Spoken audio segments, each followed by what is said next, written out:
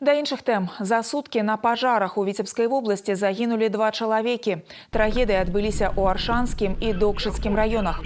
Так, на Аршаншчыне у вёсцы Лагі загарэўся цагляны дом.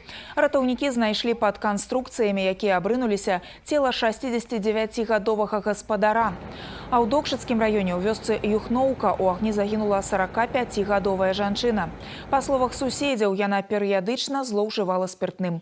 Па папярэдняй версіі, прычынай обоих пожаров стала неосторожность при курении.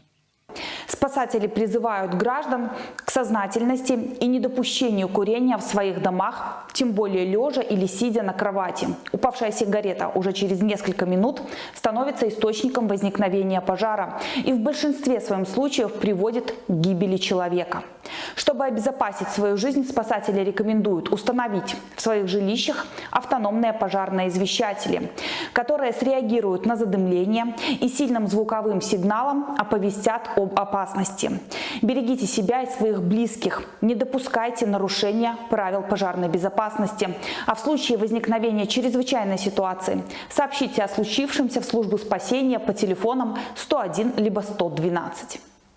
Супрацоўнікі МНС Віцебскай вобласці адзначаюць рост пажараў і загінуўшых у агні людзей. З пачатку года ў паўночным рэгіёне адбыліся 250 узгаранняў, якія забралі жыцці 26 чалавек.